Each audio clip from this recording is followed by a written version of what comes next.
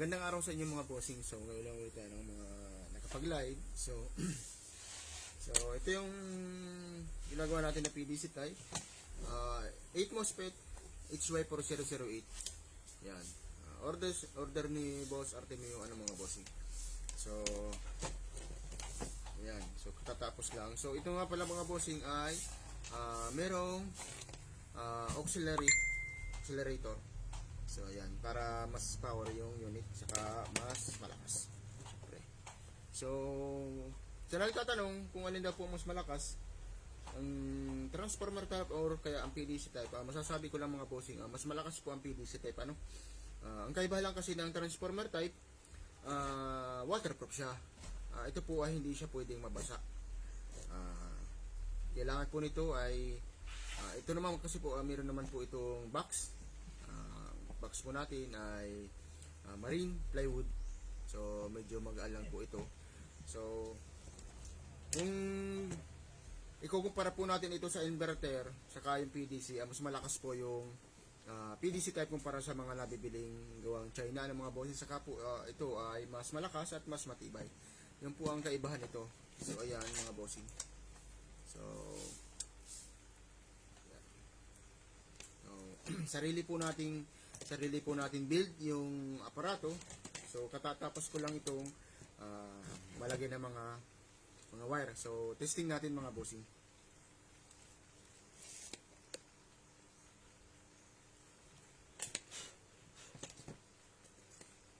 So testing lang po.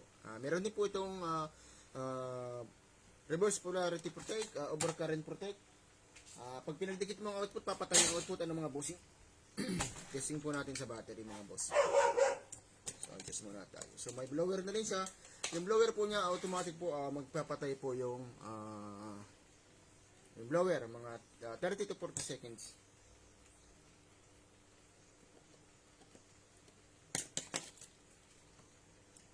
Testing pa lang muna ito mga boss. Wala pa rin switch. So testing muna.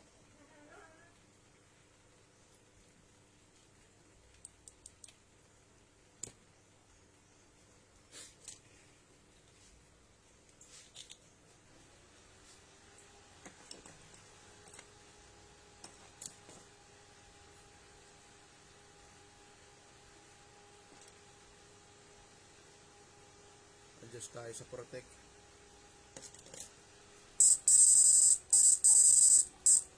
Para makita nyo mga bossing, baguhin natin yung lagay ng cellphone natin. Ito lang.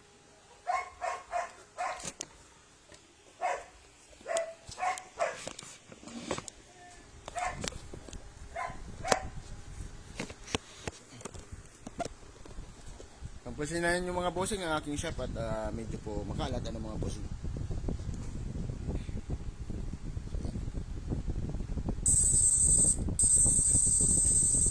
May frequency control po siya, saka may flip-flop. Huwag muna natin yung flip-flop mga boss.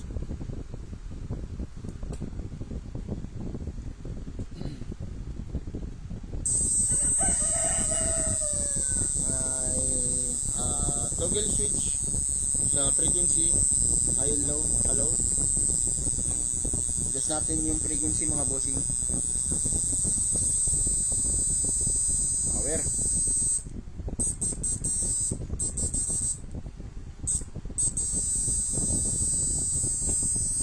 Flip-flop.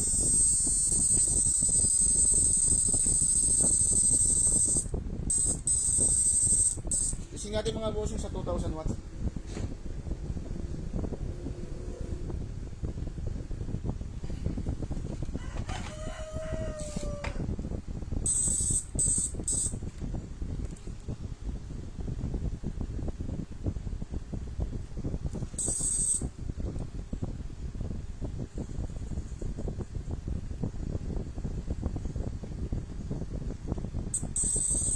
Mga boss, 2000 watts.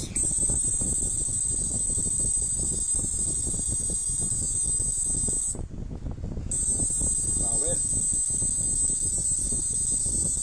Low.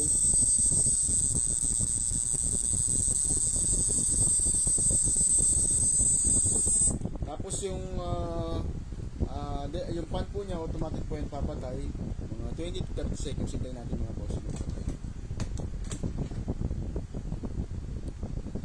Yung sa mga gusto po magpagawa ng PDC, ito pong unit na ito ay hindi po ito madali ang ginagawa. Ito po ay talagang medyo kailangan po ng patience mga bossing. So dahil napakahirap pong buuin ng PDC type, pero once naman matapos, solid naman, power naman po ang unit. So yan, kaya 30 to 40 seconds po bago namatay yung blower natin mga bossing.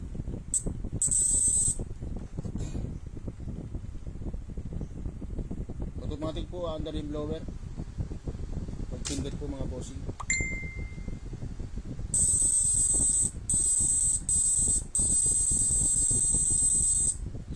Tanggalin natin yung 1,000 naman.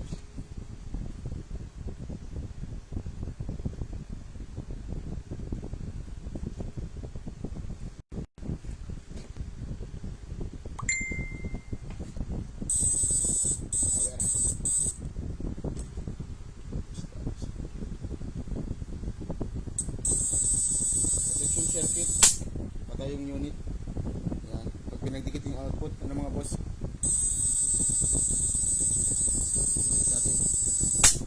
yung unit pag pinagdidikit ko yun, mga boss. Sa mga gusto pong magpagawa ng PDC type, so ayan po, made to order po tayo, payment first day per unit, para lang po sa may mga tiwala mga bossing. So ang location ko ay Camarines Norte po so nagsiship po tayo nationwide, Luzon, Visayas, Mindanao, pero pwede po kayong mag-down para sa unit kung gusto po ng ganito yung magpagawa So PDC type 8 MOSFET HY4008. Ayan. Boss Artemio, yung unit mo, box na lang din ang kulang nito. So isa pa po akong gagawin na PDC, so sasabay ko na rin din pagbuo ng box kasi dire-diretso po yung paggawa ko ng unit. So pantay na lang din po yung unit mo, boss. Yan, bossing. Tapos kung ayaw naman pong gumamit ng flip-flop, may switch naman po yan. Open lang natin. Standby po. High. Hangin na kayo. Low pala yan. High.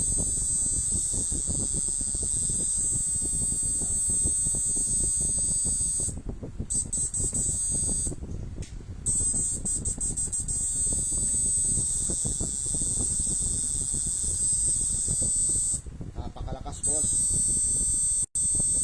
Susunog na yung kahoy. Usok na. Solid. Power. Umaga pa yan, boss.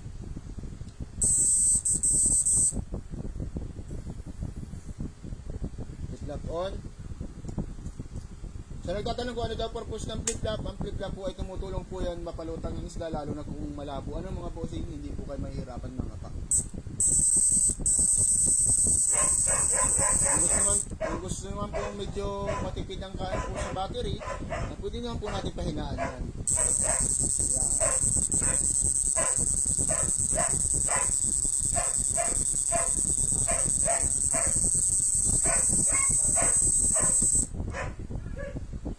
Boss, Artemio, saan nga ulit ang location mo? Pa-comment na lang.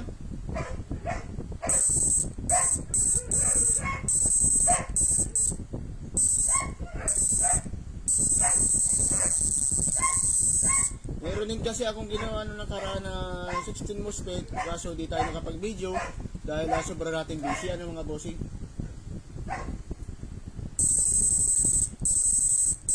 Malakas din yun, kaso di ko lang na-videohan, sobrang busy kasi.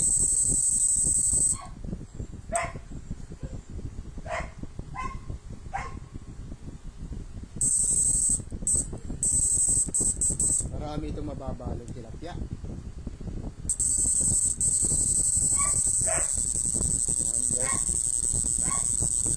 Low.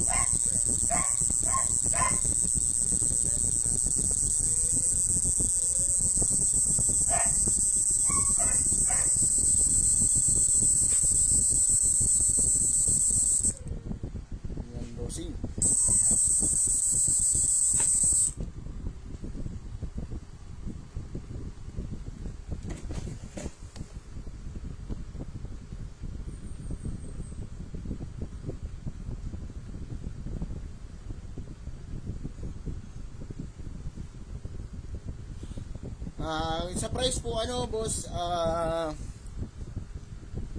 De Leon, Restel, yung price po natin ito ay isensend ko na lang po sa yung price po nito. PM na lang po, di po kasi ako nagsasabi ng presyo ko kahit sa mga post ko. Through messenger po tayo nagsasabi ng presyo. Ano mga bossing, pasensya na po. Ganon din po yan kay Sir Artemio. So nag-PM din po yan bago magpagawa. Doon po yung price list po natin. Automatic po under rim blower pag pindot po ng switch. Switch na lang po ang kulang nito mga bossing, saka yung box. Mas malakas yun sa mga gusto nyo nakahuli pong makapanood. Sorry, yung huli po nakapanood. Inuulit ko po mas malakas po ito kumpara po sa inverter. Yung lakas po niya talagang tihaya yung tilapia, na hindi katulad po ng inverter na malakas ng kumain ng battery, hirap pang makahuli ng tilapia. Ito talaga po kahit po medyo malakas ito sa battery, talaga naman po tihaya ang tilapia, hindi po kayo lugi sa papagawa ng inyo.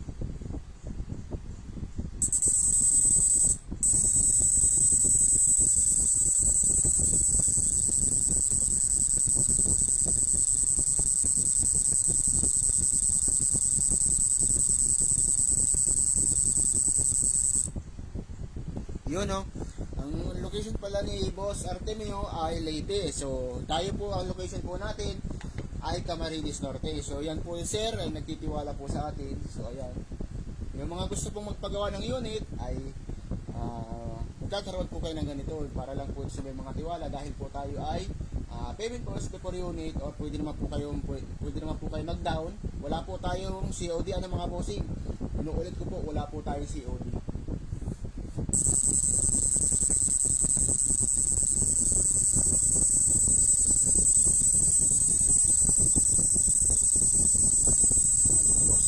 Napakasulit.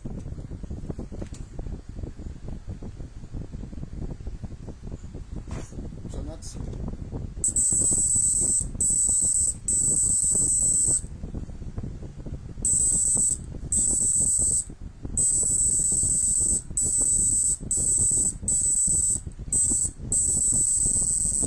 So 2,000 watts yung mga bossing. So kaya po na hanggang 5,000 watts, kaso yung natin, yung halogen light natin na 1,000 watts ay dadalawa lang. So bali 2,000 watts lang yung po sa ating nagagamit.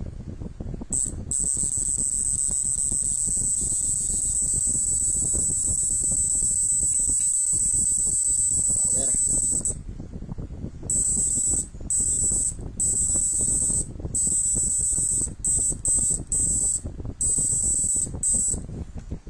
Napaka-solid mga boss.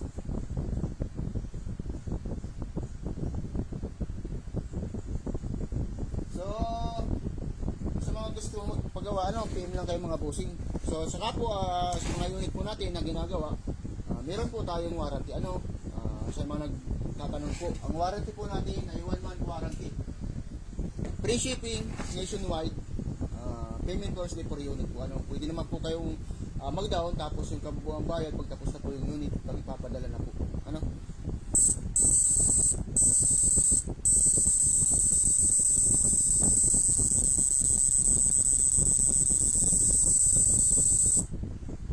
Sarap gamitin, boss. Sabay natin sa switch. Sabay din yung ilaw yung output. Wala po siyang delay mga boss. Wala siyang delay.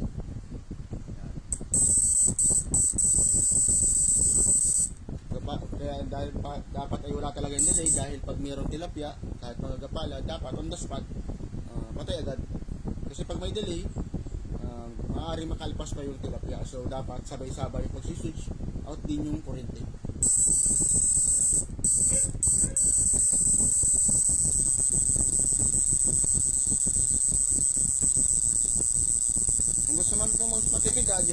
po ano. Yan. So, meron din po tayo available na sunod pong gagawin natin ay 16 MOSFET at panibagong order din yon. Tapos, sunod noon ay 20 MOSFET naman na 18F70. Sunod-sunod po yan. Apat po PDC type yung gagawin natin.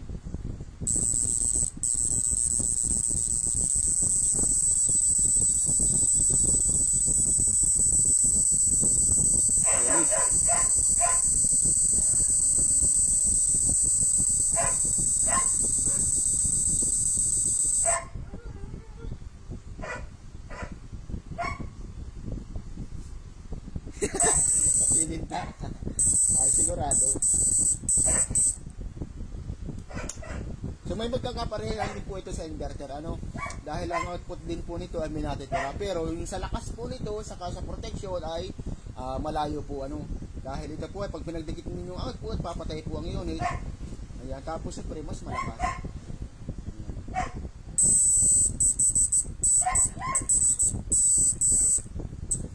Meron din tayo, gire-repair din po tayo ng inverter mga bossing. So tingnan nila lang ninyo mga bossing, ano. So ito po yung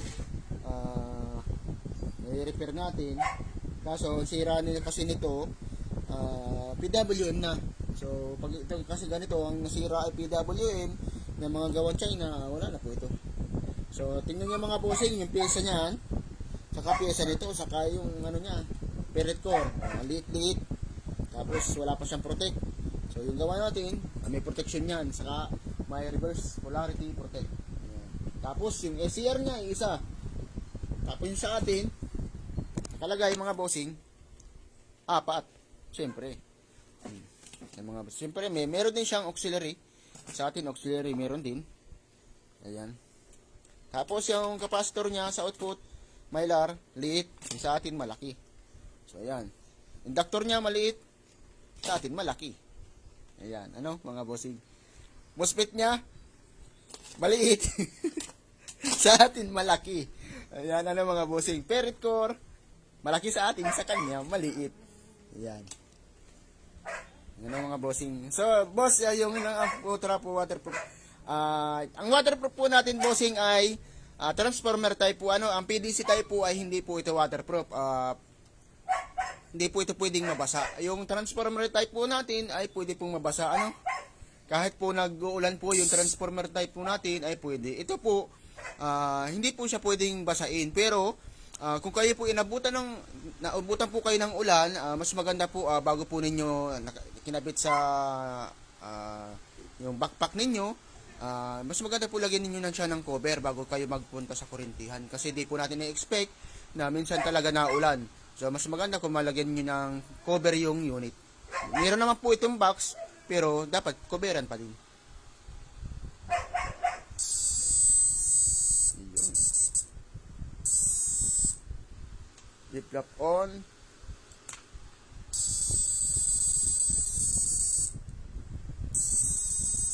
Yung sa ano po natin, sa transformer type po natin, meron po tayong available na 3, 5, yan po. Ang 3 ampere sa 5 ampere. So, hindi na po tayo nagawa ng masyadong malalaki na transformer type dahil kasi masyadong mahal. Meron kasi sana ako dito mga bossing gagawin nung na project dati na Vietnam type. Ito boss, galing ito yung kalaki dapat yung gagawin ko dati, kaso di ko na ginawa dahil mas priority na natin ngayon ang mga PDC saka IGBT saka yung medyo maliliit na unit. So ito kasi mga bossing, ang laki nito ay nasa 25 ampere. Laki ito, pang gagawin ko sana ito sa 24 volts na Vietnam type. So kaso di na natin ginawa. So yan, so ito nga pala mga bossing, yung ferrite core natin, ang size po nito ay EE4220. Ayan, ano mga bossing, EE4220. So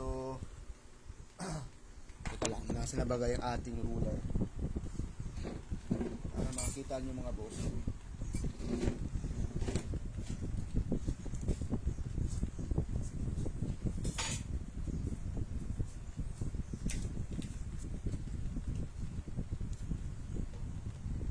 Ito mga boss ang kanyang sukat.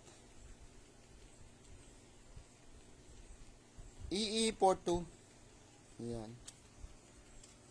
20 yung kapal. So, ayan.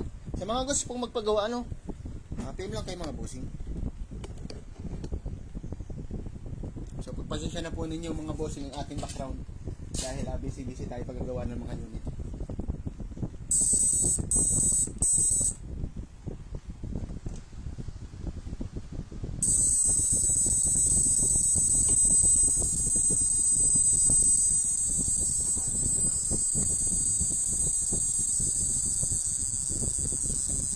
Sarap gamitin.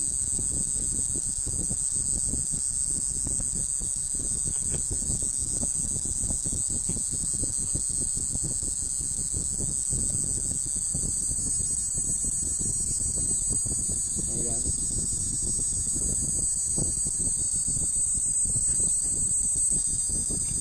Sulit.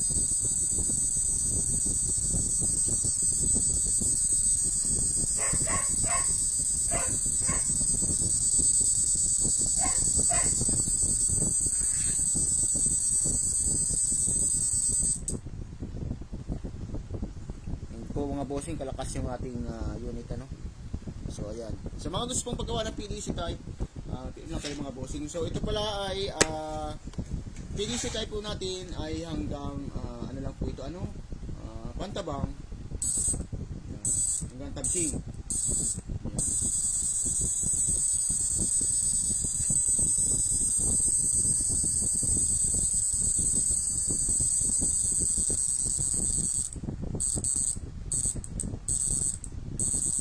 Ayun. Salamat sa inyo mga bossing sa panonood. So ayan. Salamat po sa inyong suporta. Sa mga gusto pong magpagawa, direct PM na lang po sa presyo ng ganitong unit. So di po tayo nagsasabi ng presyo sa ating mga lives at sa ating mga post. Kailangan po ninyong i-PM po ninyo ako para po sa ating price ng mga unit. Dahil po ay iniiwasan po natin dahil mahigpit po si Meta. Ayan po, baka po tayo ma-shutdown. Kailan din po natin maging aware. So yung price po natin PM na lang po kayo. Salamat mga bossing.